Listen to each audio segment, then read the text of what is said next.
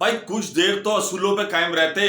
अब हर तरफ से खबरें उड़ रही हैं कि हारिस रऊफ का सेंट्रल कॉन्ट्रैक्ट जो कि मुअत्तल कर दिया गया था, पाकिस्तान क्रिकेट बोर्ड उसको दोबारा रिवाइव करने जा रहा है। ऐसा बिल्कुल नहीं होना चाहिए।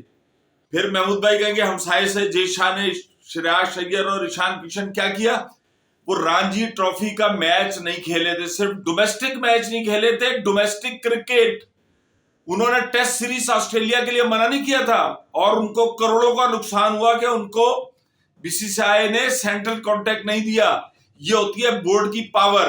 और आपका हारिस रऊफ पटखू जो कि मेरा ख्याल अब किसी काम का भी नहीं रहा, 150 से इसकी स्पीड जो है वो 130 पर आ गई है और अब तो वैसे जख्मी होकर बाहर है। उन्होंने भी ऑस्ट्रेलिया में कहा था मैं नहीं खेलूंगा पाकिस्तान के लिए टेस्ट सीरीज, मैं बिग बैश खेलूंगा।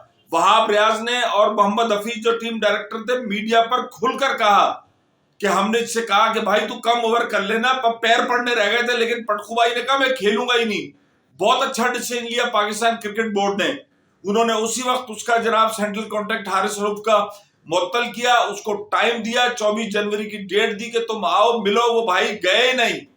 और उसके बाद पाकिस्तान क्रिकेट बोर्ड ने कहा कि 30 जून या 24 जून तक आप कोई दूसरी लीग भी नहीं खेल सकते। लेकिन क्या हुआ, लाहौर कलंदर मैनेजमेंट सारी आ गई, उसका बेड़ा गर्क करने में तो लाहौर कलंदर वालों का हाथ है ना। अब खबरें ये है कि जनाब दोबारा मुअत्तली जो है वो खत्म होने का इम्कान है, बिल्कुल नहीं। भाई कहीं तो स्टैंड लें।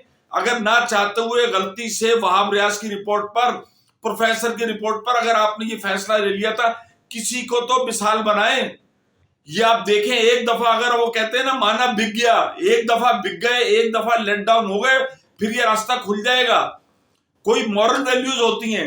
मतलब आपने फैसला किया था, पूरे आप पाकिस्तान के मीडिया में किसी तजियाकार ने नहीं कहा कि पाकिस्तान क्रिकेट बोर्ड ने गलत किया। यार जो मुल्क से नहीं खेलेगा वो कहीं से भी नहीं खेलेगा। मुल्क पहले है, ये मुल्क आपको इज्जत देता है। ये क्या भानमती का कुंभा बना हुआ है, सबने अपनी अपनी लीग बना के जी मैं इधर से नहीं खेलूंगा, मैं तो मत खेलो। जब पैसे मिलने की बारी आती है उस वक्त कह दो कि भाई मैं व्हाइट बॉल खेलूंगा, मैं रेड बॉल नहीं खेलूंगा। आपको इजाजत है। हाथ में डंडा लेके थोड़ी कोई सेंट्रल कॉन्ट्रैक्ट देता है। इतने फिर अपनी एबिलिटी, अपना एक वकार, एतमाद भी तो होना चाहिए कि मैं नहीं लूंगा सेंट्रल कॉन्ट्रैक्ट। पैसे भी मीठा मीठा, हपप कड़वा कड़वा, थू थू। जब 15-15 ओवर कराने की टेस्ट में फिर देखो ना पाकिस्तान की कैसी वाट लगी। खैर ये होते भी तो कुछ नहीं कर सकते थे, इन्होंने क्या करना था। तो पाकिस्तान क्रिकेट बोर्ड ने एक बेहतरीन मिसाल कायम की है कि जो पाकिस्तान से नहीं खेला उसका सेंट्रल कॉन्ट्रैक्ट खत्म किया। ये लोगों के लिए मिसाल बननी चाहिए।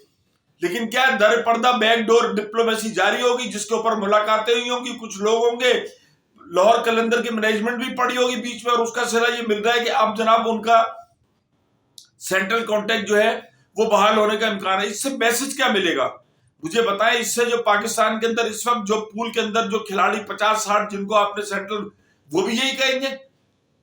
फिर मैन ऑफ कमिटमेंट तो इमाद वसीम निकला ना, जिसने कहा कि सेंट्रल कॉन्ट्रैक्ट खत्म, मैं रिटायरमेंट ले रहा हूं, वापस जा रहा हूं। पूरी दुनिया कह रही कि भाई आप अभी भी T20 के बेहतरीन बॉलर हो, आपको वापस लाना चाहिए।